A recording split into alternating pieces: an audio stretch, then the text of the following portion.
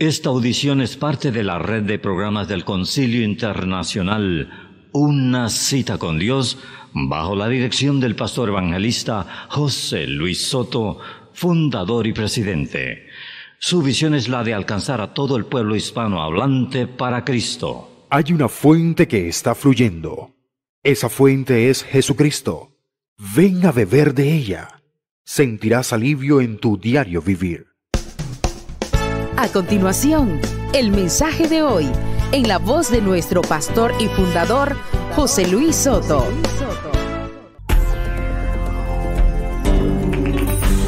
La palabra de Dios dice en Jeremías capítulo 35,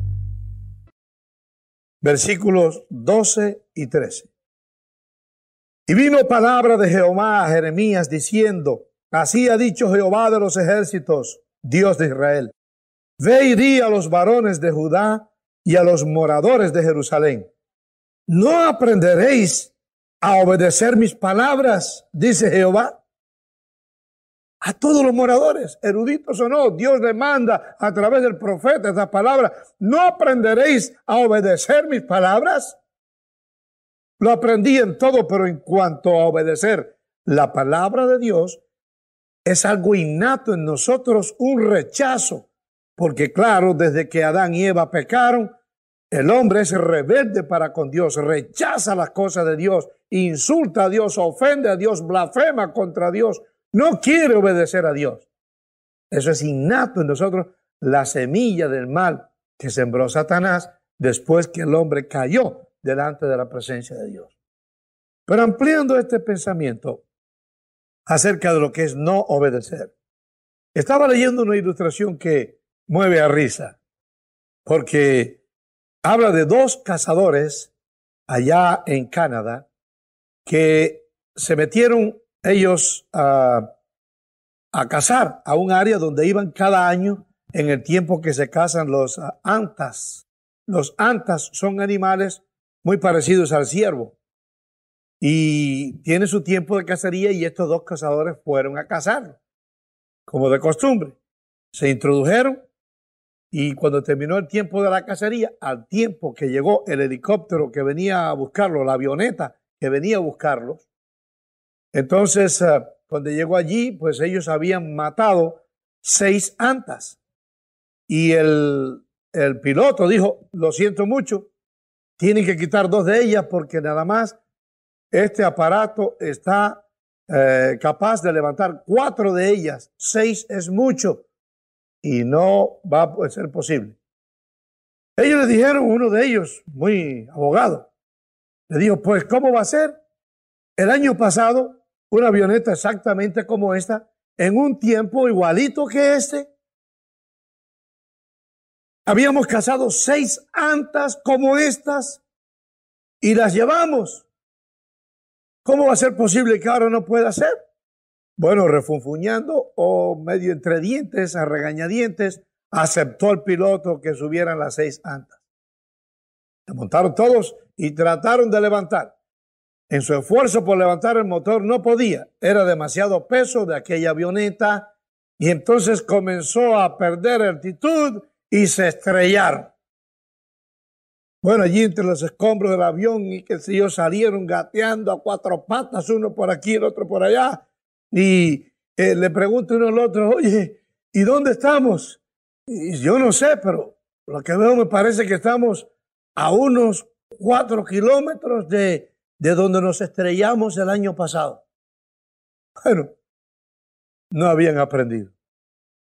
La misma escena, las 6 antas que quisieron subir al aparato, pero no le habían dicho al piloto que se habían estrellado. Ellos consideraron tercamente que sí podían hacerlo. Y mueve a risa, ¿no? Que el año anterior también se habían estrellado porque no podía la avioneta levantar 6 de aquellos animales, más los 2 pasajeros, más el piloto. Bueno, pero eso le ocurrió a aquellos hombres tan tercos, hermano Soto. Yo soy inteligente y a mí no me va a ocurrir eso. Pero estas son las palabras que decimos casi siempre nosotros, cuando creemos que podemos burlar las leyes. ¿Cuántos de ustedes quizás han creído que van a 65 millas en área de 50 o de 45 y no lo van a agarrar. Y cuando menos se lo imaginan, el policía está escondido en la esquina y sale y los agarra. Y ahí pues cuánta cosa queremos, y casi siempre los policías son los malos. Los hombres tratan de justificar su actitud y que no iba a esa velocidad, etcétera, pero la violación de lo establecido. ¿Cuándo aprenderemos a obedecer lo establecido? ¿Cuántas veces el hombre se tira de actitudes que no son dados al hombre? ¿Cuántos alpinistas se caen y se matan violando leyes que no son dadas al hombre? Reglas en conquistas que en realidad para la paz del hombre no le son dadas por Dios. De igual manera, ¿cuántas violaciones en la palabra de Dios nos sumen en derrotas morales, espirituales, a que se contrista el Espíritu Santo y viven creyentes que debían ser victoriosos, felices, ungidos, llenos de poder para echar fuera demonios? Y lo vemos enclenques espiritualmente hablando, debilitados, amargados, frustrados, lamentándose todo el tiempo. No hemos aprendido o no han aprendido los tales a obedecer la palabra de Dios. Dice la palabra de Dios en 1 de Pedro, capítulo 1, versículos 14 al 16. Dije primera de Pedro, quiero leer, estaba buscando aquí la cita equivocada. 1 de Pedro, capítulo 1, versículos 14 al 16. Como hijos obedientes, no os conforméis a los deseos que antes teníais, estando en vuestra ignorancia. Ignorantes los que no obedecían la palabra de Dios antes de conocer a Cristo. Dice la palabra de Dios, porque escrito está, sed santos, porque yo soy santo, dice Dios. Y en imperativo dice, sed santos, como yo soy santo. Es decir, la palabra de Dios habla en Hebreos capítulo 12, versículo 14, y dice, seguir la santidad, sin la cual nadie verá al Señor. Es decir, sin santidad está establecido que el hombre no puede mantener comunión con el Espíritu Santo ni llevar una vida victoriosa. ¿Y cuánta lucha hay constantemente? Yo recibo cartas constantemente en mi oficina, miembros de la iglesia, personas de otros lugares, que han querido como darle una curva a la santidad. Hermano, porque estamos en otro tiempo. Hermano, porque acá. Hermano, porque lo que pasa es que son cosas que en realidad no son tan malas. ¿Y por qué entonces vienes acá? Porque la conciencia te está redarguyendo, porque el Espíritu Santo te está redarguyendo y no eres feliz. ¿Por qué vienes? La misma cosa que aquellos cazadores que quisieron convencer al piloto y casi les cuesta la vida, perdieron la avioneta en segunda ocasión. ¿Cómo es posible que el hombre pueda ser tan terco así? Así es el hombre. Así somos. Y únicamente bajo la unción del Espíritu Santo podemos recibir sabiduría. Por eso la palabra de Dios reclama que el hombre, cuando viene y nace de nuevo, recibe del segundo Adán la naturaleza divina, recibe la mente de Cristo, quien con su obediencia al Padre, dando su vida, mostró que la obediencia agrada a Dios y que hay una sola forma de hacer la voluntad del Padre, obedeciéndola implícitamente. Por lo tanto, cuando nosotros practicamos la terquedad y creemos, bueno, no soy santo, pero no importa, al cabo no hay santo, ni el pastor de la iglesia es santo, quién sabe cómo está, etcétera, etcétera. Ya usted se puso los guantes para justificar su mundanalidad. Se empezó a defender para justificar a su conciencia, a usted mismo, a sus conceptos personales, su actitud quizás carnal y desviada. Pero ante Dios se va a estrellar la camioneta de tu vida. Y la avioneta te va a sucumbir en un caos que puede que cueste tu propia salvación. Aprendamos, tenemos que ser sensibles con sabiduría del cielo, que el Señor dice que no la tiene, pídala, para que con sabiduría nosotros entendamos que tenemos que obedecer a Dios. La palabra de Dios reclama vivir en el Espíritu. En Gálatas, capítulo 5, y versículo 6 lo reclama, lo dice, lo explica. Gálatas capítulo 5 y versículo 16, dice, digo pues, andad en el Espíritu y no satisfagáis los deseos de la carne. Su carne, mi carne, tiene deseos que causan muerte, causan castigo de Dios y causan desmoralización espiritual. Por lo tanto, nosotros tenemos que aprender a vivir en el Espíritu. ¿Qué cosa es vivir en el Espíritu? Amados hermanos, hemos traído muchas veces estudios acerca de que vivir en el Espíritu es cuando el hombre vive bajo la dirección del Espíritu Santo. A nuestro espíritu viene el Espíritu de Dios y vive en él. Nuestra alma tiene la tendencia, no hace muchos días presenté un estudio de eso, cómo el alma peca y se rebela contra el Espíritu. Y hay lucha entre el alma contra el Espíritu. En el Espíritu está tu conciencia, tus sentimientos, tu relación y si eres salvo, el Espíritu Santo. En tu alma está el intelecto, la emoción y la voluntad, que quieren lo que desean, produciendo pasión, que es lo que produce la emoción del alma, pasión, y en esa pasión queremos tenerlo a cualquier costo. En el Espíritu, cuando vivimos en el Espíritu, nuestra conciencia dirigida por el Espíritu Santo nos hace ver las consecuencias, el peligro de no obedecer. Viviendo en nuestro Espíritu, el Espíritu Santo nos guiará a toda verdad. Pero el hombre es terco y luchamos para no hacer que no sea así. Esto es peligroso y en algunos casos muy costosos. Yo he visto personas que otrora fueron salvas y después los he visto, hermano, bebiendo alcohol, borrachos, etcétera. Y alguno dirá, es que nunca fueron salvos. No, sí fueron salvos. Porque dice la palabra, por su fruto los conoceréis. Y dieron fruto de salvación. Y dieron fruto de haber sido sellados por el Espíritu Santo. Dieron frutos de amor. Sencillamente se descuidaron y permitieron entonces, en lugar de vivir en el Espíritu, por tiempos vinieron a estar viviendo en la actividad de su alma, ignorando las leyes del Espíritu Santo y las leyes divinas, satisfaciendo los deseos de la carne. ¿A quién le escribe esta palabra? A cristianos que podían, habiendo sido salvos, estar satisfaciendo los deseos de la carne. Repito, andad en el Espíritu y no satisfagáis los deseos de la carne. ¿A quiénes? A cristianos. Estas cartas fueron escritas a cristianos.